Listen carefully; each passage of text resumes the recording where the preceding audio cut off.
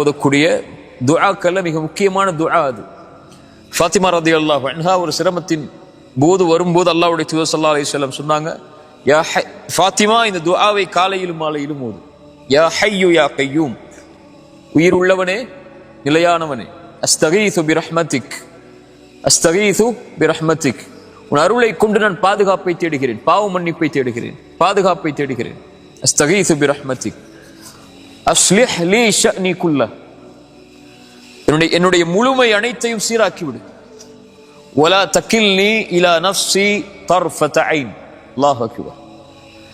என்னை என் கண் சிமிட்டும் நேரத்திற்கு கூட என்னிடத்தில் என்னை ஒப்படைத்து விடாதே. நான் என்கிட்ட ஒன்றும் இல்லையா அல்ல, நீ என்னை விட்டு விலகிட்டா என்ன செய்ய முடியும்? அந்த கண் சிமிட்ட நேரத்தில் கூட என் கூட இருந்துரு.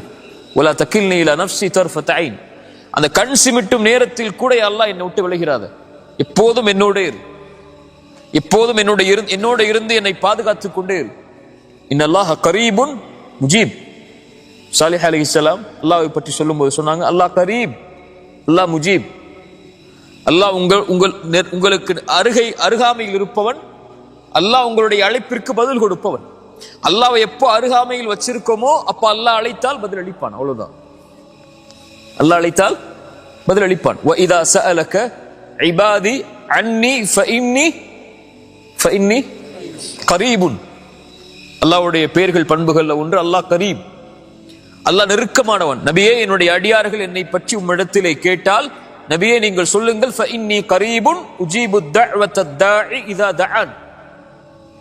அழைப்பவர் அழைத்தால், யார் அழைத்தால்னு நான் சொல்றேன் பின்னாடி, ஆனால் அழைப்பவர் அழைத்தால் அந்த அழைப்பிற்கு நான் பதில் கொடுப்பேன். ஃபலஸ்தஜீபு லி வல்யுமினு பி. அவர்கள் என்னை அழைக்கட்டும், என் மீதே முழுமையான நம்பிக்கை கொண்டு என்னை சார்ந்து இருக்கட்டும், என்னையே அழைக்கட்டும், நான் தான் அவர்களுக்கு அருகாமையில் இருப்பவன். அலம் தர அன்னல்லாஹ், வசனத்தை நல்ல மனசுல வச்சுக்கோ. அலம் தர அன்னல்லாஹ் யஅலமு மா ஃபிஸ் ஸமாவாதி வமா ஃபில் அர்த். வானங்கள் பூமியில் நடக்கக்கூடிய அனைத்தும் அல்லாஹ்வுடைய அறிவில் உள்ளது. உங்க வாழ்க்கையில் நடக்கக்கூடியது, நடந்தது, முன்னால் நடந்தது, பின்னால் நடக்க இருப்பது, உங்களுடைய கடைசி நிமிடத்தில் உங்களுடைய கண் மூடும் வரையில் உள்ள எல்லா செயலும் அல்லாஹ்வுக்கு தெரியும். அலம் யஅலம் அன்னல்லாஹ் யஅலமு மா ஃபிஸ் ஸமாவாதி வமா ஃபில் அர்த். அல்லாஹ் உங்களுக்கு எல்லாவற்றையும் உங்களுடைய வாழ்க்கையில் அறிந்தவன். மா யகூனு மின் நஜ்வா ஸலாஸத்தின் இல்லா ஹுவ ராபிஉஹும் வலா ஹம்ஸத்தின் இல்லா ஹுவ சாதிஸுஹும் வலா அத்னா மின் தாலிக் வலா அக்ஸர் இல்லா ஹுவ மஅஹும் ஐனமா கானு. நீங்கள் 3 பேர் இருந்தால் 4ஆம் அவராக அல்லாஹ் இருக்கிறார். நீங்கள் 4 பேர் இருந்தால் 5ஆம் அவராக அல்லாஹ் இருக்கிறார். நீங்கள் குறைவாகவோ கூடுதலாகவோ எந்த எண்ணிக்கையில் உங்களோடு யார் இருந்தாலும் இல்லை என்றாலும் அல்லாஹ் இருக்கிறார். யாரோட அல்லாஹ் இருப்பார்? ரசூலுல்லாஹி ஸல்லல்லாஹு அலைஹி வஸல்லம் சொன்னாங்க, மன் ஆதாலி வலியன் ஃபக்கத் ஆதன்துஹு பில் ஹர்ப். யார் என் நேசரை புறக்கணிப்பாரோ அவருக்கு எதிராக நான் போரை பிரகடனம் செய்வேன். அவர் யார்? என்னை ஃபர்தான வணக்க வழிபாடுகளை கொண்டு என்னை நெருங்கிக் கொண்டே இருப்பார். அது மட்டுமல்லாமல் தொடர்ச்சியாக அதோடு சேர்த்து உபரியான வணக்க வழிபாடுகளையும் செய்து கொண்டே இருப்பார், நான் அவரை நேசிக்கும் வரை. நான் அவரை நேசிக்கும் வரை, என் நேசத்திற்காக அதை செய்து கொண்டே இருப்பார், நான் அவரை நேசிக்கும் வரை. நான் அவரை நேசித்து விட்டால் அவர் பார்க்கக்கூடிய பார்வையாகிறேன், அல்லாஹ் பாதுகாக்கிறான். அவன் நடக்கக்கூடிய காலாகிறேன், அல்லாஹ் பாதுகாக்கிறான். அவன் விரிக்கக்கூடிய கரமாகிறேன், அல்லாஹ் பாதுகாக்கிறான். வ இதா சஅலனி, அவர் கேட்டால் லவ்தியன்ன. யார் கேட்டால்? அவன் கேட்டால். ஃபலஸ்தஜீபு லி. நபியே, என் அடியார்கள் என்னை பற்றி கேட்டார்கள். அந்த அடியார்கள் அல்லாஹ்வுடைய நேசர்கள், அவர்கள் கேட்டால் அல்லாஹ் கொடுப்பான். லவ்தியன்னஹு வ இன் இஸ்தஆதனி. பாதுகாப்பை தேடினால் லவ்ஈதன்னஹு, அவரை நான் பாதுகாப்பேன். சுப்ஹானல்லாஹ். அல்லாஹ்விற்கு எதுவும் சிரமம் இல்லை, அல்லாஹ்வை எதுவும் தடுமாறச் செய்யாது. ஒரு இறை நம்பிக்கை கொண்ட அடியானுடைய உயிரை கைப்பற்றும் போதுதான் அல்லாஹ் தடுமாறுகிறான். ரசூலுல்லாஹி ஸல்லல்லாஹு அலைஹி வஸல்லம் சொன்னார். அவனுக்கு பரக்கூடிய அந்த வேதனை அல்லாஹ்வுடைய அல்லாஹ்வை தடுமாற வைக்கிறது. அல்லாஹ்வுக்கு தடுமாறக்கூடிய குணம் அல்ல, அந்த தடுமாற்றம் அல்லாஹ்வுடைய அன்புடைய வெளிப்பாடு. ரசூலுல்லாஹி ஸல்லல்லாஹு அலைஹி வஸல்லம் சொன்னாங்க, அல்லாஹ் அவரை பாதுகாப்பான். அல்லாஹ் ஹஃபீஸ், அல்லாஹ் பாதுகாப்பவன். நம்முடைய வாழ்க்கையில் நமக்கு தேவையான மிகப்பெரிய அம்சம், நம்ம சந்திக்கக்கூடிய எல்லா நிகழ்வுகள்லையும் சந்தோஷமா இருந்தாலும் துக்கமா இருந்தாலும் ஒரு முஃமினுக்கு தேவை அல்லாஹ்வுடைய பாதுகாப்பு. அதான் ஸல்லல்லாஹு அலைஹி வஸல்லம் சொன்னாங்க, அஜபல் லி அம்ரில் முஃமின். ஒரு முஃமினுடைய காரியம் என்னை ஆச்சரியப்படுத்துகிறது. அவனுக்கு ஏதாவது நலவு நடந்தால் அல்லாஹ்வை புகழ்கிறான், ஏதாவது சோதிக்கப்பட்டால் என்ன செய்கிறான்?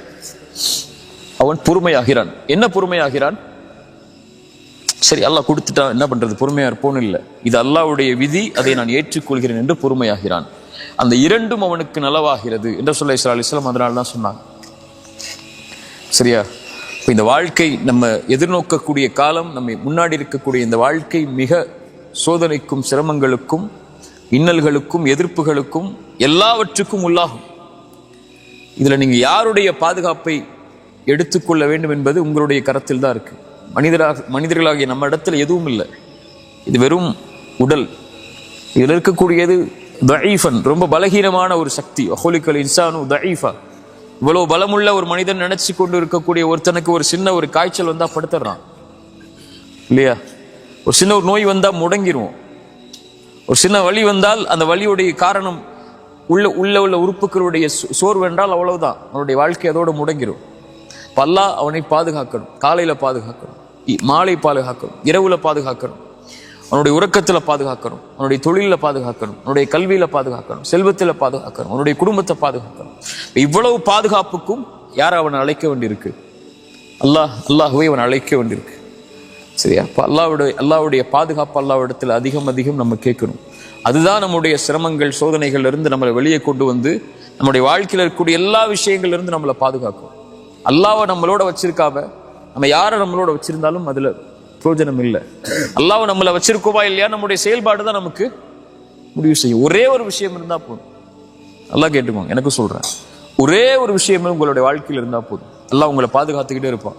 அந்த பாதுகாப்புல இருந்து நீங்க விலகவே மாட்டீங்க. அந்த ஒரு விஷயத்தை மட்டும் உங்களுடைய மௌத்து வரைக்கும் நீங்க கடைபிடிச்சீங்கன்னா போதும். ஃபஜ்ர் தொழுங்க. ரசூலுல்லாஹி ஸல்லல்லாஹு அலைஹி வஸல்லம் சொன்னாங்க, யார் ஃபஜ்ரை தொழுவாரோ அவர் அல்லாஹ்வுடைய பாதுகாப்பில் இருப்பவர். அல்லாஹ்வுடைய பாதுகாப்பில் இருப்பவரை எதுவும் தீண்டாது.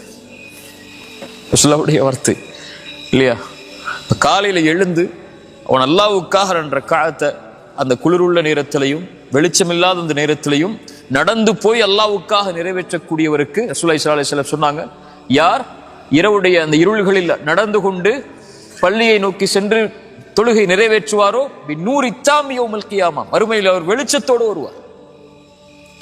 அல்லாஹ் அவரை பாதுகாக்கிறான். யார் ஃபஜ்ரை தொழுவாரோ அவரை அன்றைய தினம் முழுவதும் அவர் அல்லாஹ்வுடைய பாதுகாப்பில் இருப்பவர். அல்லாஹ்வுடைய பாதுகாப்பில் இருப்பவரை யாரும் எதுவும் அவரை செய்யாது. சோதனை வந்தா கூட அவருக்கு பெருசா தெரியாது. அந்த சோதனை அல்ஹம்துலில்லாஹ் அல்லாஹ் என்ன சோதிக்கிறான்னு நினைச்சிட்டு போயிடுவார்.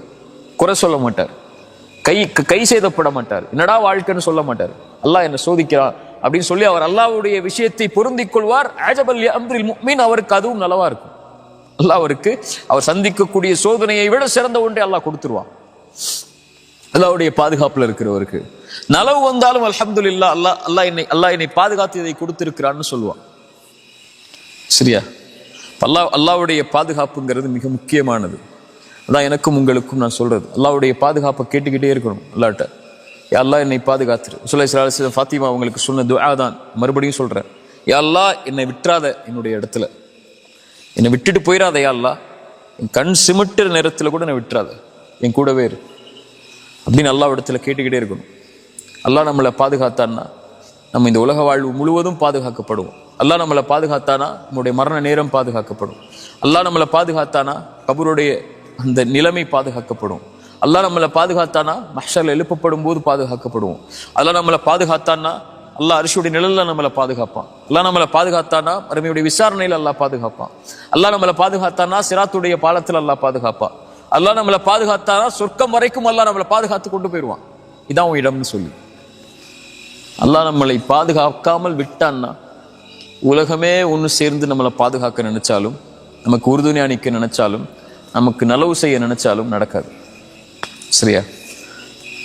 அதனால இதைத்தான் நம்முடைய வாழ்க்கையுடைய அடிப்படையா வச்சு நம்முடைய எல்லா செயல்பாடுகளையும் நம்ம அமைச்சு கொள்ளணும். அல்லாஹ் ரொம்ப நெருக்கமா வச்சிருக்கணும்.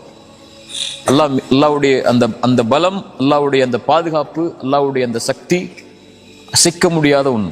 இந்த உணர்ந்துட்டோம்னு சொன்னா, அது மேல நம்ம அதை சார்ந்து இருந்துட்டோம்னு சொன்னா, அது மேல நம்பிக்கை வச்சிட்டோம்னு சொன்னா அவ்வளவுதான். மூசாவுக்கு ஒரு கைத்தடி தான், யூனுஸுக்கு ஒரு பிரார்த்தனை தான், நூஹ் அலைஹிஸ்ஸலாமுக்கு ஒரு மலை தான். சரியா? நபி ஈசாவுக்கு அந்த சோதனையிலிருந்து அவங்க தங்களை பாதுகாக்க நினைச்ச பிரார்த்தனை தான். ரசூலுல்லாஹ்வுடைய ஒவ்வொரு நிலைமையும் நம்முடைய வாழ்க்கை ரசூலுல்லாஹ்வுடைய சீரால அல்லாஹ் அவர்களை பாதுகாத்த நிகழ்வுகள் அல்லாஹ் அவர்களை அழைத்த காரணத்தால் தான். புரியுதா? அல்லாஹ் ஹஃபீத், அல்லாஹ் பாதுகாப்பவன். அல்லாஹ் கரீப், அல்லாஹ் நம்மளோட நெருக்கமா இருக்கிறவன். அல்லாஹ் முஜீப், நம்ம பாதுகாப்புல இருக்கக்கூடியவர்கள் அழைத்தால் அல்லாஹ் பதில் அளிக்கக்கூடியவன், அல்லாஹ் பாதுகாக்கக்கூடியவன். அல்லாஹ்வுடைய நேசர்களா மாறுறதுக்குரிய வழிமுறைகளையும் செயல்பாடுகளையும் வணக்க வழிபாட்டின் மூலமா செஞ்சு அல்லாஹ்வுடைய பாதுகாப்பை பெற்றுட்டோம்னா அதுக்கு பிறகு இந்த உலகத்துல பெறுறதுக்கு எதுவும் இல்லை. அல்லாஹ் பார்த்துப்பா மீதி விஷயங்களை. சரியா? ஜஸாக்கமுல்லாஹ் கைர். அல்லாஹ் ரப்புல் ஆலமீன் உன்னுடைய பாதுகாப்பையும் உன்னுடைய அரவணைப்பையும் நம்முடைய எல்லா சோதனைகளையும் சிரமங்களையும் எல்லாம் நமக்கு தரணும். அறிவுரை எனக்கும் உங்களுக்கும் அறிவுரை ஆக்கிக் கொள்றேன். ஜஸாக்கமுல்லாஹ் கைர். 2 விஷயம் அல்லாஹ்வுடைய பாதுகாப்பு விஷயத்தினால சொல்றேன். 2 விஷயம் உங்க வாழ்க்கையில் இருந்துச்சுன்னா அல்லாஹ் உங்களை பாதுகாத்துக்கிட்டே இருப்பான். முக்கியமான அறிவுரையை எடுத்துக்கோங்க. இது இந்த ஒட்டுமொத்த இந்த அமர்வுகளையும் எனக்கும் உங்களுக்கும் நான் சொல்லக்கூடிய மிக முக்கியமான அறிவுரையில் இது ஒன்று. 2 விஷயம் உங்க வாழ்க்கையில் இருந்துச்சுன்னா அல்லாஹ் உங்களை எல்லா இடத்துலையும் பாதுகாப்பான். 1, குர்ஆனை காலையிலையும் மாலையிலையும் ஓதுங்க. ஒரு பக்கமாவது, 5 ஆயத்தாவது குர்ஆனை திறந்து, மொழியாக்கம் தெரியலனாலும் கூட பிரச்சனை இல்லை, குர்ஆனை திறந்து காலையில ஒரு 2 நிமிஷம் ஒதுக்கி ஒரு 5 ஆயத்தை ஓதுங்க. உங்களுக்கு அவ்வளோ வேலையே இருந்துச்சுன்னா அதுக்கு மேலே ஓத முடியாத அளவுக்கு, அது இரவு தூங்கும் போதோ மாலையிலையோ 5 ஆயத்து குர்ஆனை ஓதுங்க. 5 ஆயத்துங்கிறது 5 ஆயத்தை தான் ஓதணும்னு நான் சொல்லலை. அவ்வளோ அதை விட உங்களுக்கு நேரம் இல்லை அப்படிங்கிற பட்சத்தில் சொல்கிறேன். குறைஞ்சபட்சம் உங்களுக்கு தாய் தந்தை உயிரோடு இருந்தால் ஒவ்வொரு நாளும் அவங்கள்ட்ட பேசுங்க கண்ணியமான முறையில். இந்த 2 நீங்கள் செஞ்சீங்கன்னா அல்லாஹ்வுடைய பாதுகாப்புலேருந்து நீங்கள் விலகவே மாட்டீங்க. 2 விஷயம் சொன்னேன். முதல் விஷயம், குர்ஆனை காலையிலையும் மாலையிலையும் குறைஞ்சபட்சம், அல்லது மாலையில்னா கூட பரவாயில்ல, ஒரு நாளைக்கு ஒரு முறை, அந்த நாள் உங்களுக்கு இருக்கக்கூடாது குர்ஆனை தொடாத நாள் அப்படின்னு உங்கள் வாழ்க்கையில் இனிமேல் அந்த ஒரு நீங்கள் மனப்பாடம் பண்ணி வச்ச அதை ஓதுற அப்படின்னு இல்லை, குர்ஆனை திறந்து அதை ஓப்பன் பண்ணி அதை ஓதுற பழக்கத்தை கொண்டு வாங்க. ஒரு நாளைக்கு ஒரு நாள் அந்த புக்கை நெருக்கமாக்குங்க. 2வது, உங்கள் தாய் தந்தை உயிரோடு இருந்தால் அவங்கள்ட்ட கண்ணியமான முறையில் ஒரு நாள் பேசுங்க. அந்த நாள் அவர்கள் இல்லாத நாள் அவங்க வாழ்க்கையில் இருக்கக்கூடாது. அவங்களோட நீங்கள் தொடர்பில் இல்லாத ஒரு நாள் உங்கள் லைஃப்லையோ, அல்லது குர்ஆனோட நீங்கள் பேசின, அல்லது குர்ஆன் உங்களுடைய நாவில் பேச வைக்காத ஒரு நாளோ, அல்லாஹ்வுடைய வார்த்தையை உங்கள் நாவு உச்சரிக்காத ஒரு நாளோ, தாய் தந்தையுடைய உரையாடல் உங்கள் நாவில் இல்லாத ஒரு நாளோ உங்கள் வாழ்க்கையில் இல்லாமல் நீங்கள் ஆக்குனீங்கன்னா ஒவ்வொரு நாளும் அல்லாஹ்வுடைய பாதுகாப்பிலேயே தான் இருப்பீங்க. இந்த 2ஐ விட ஒரு பெரிய அமல் எனக்கு தெரியலை. சஹாபாக்களுடைய கருத்துக்களை வச்சு, ரசூலுல்லாஹ்வுடைய ஹதீஸை வச்சு சொல்கிறேன்.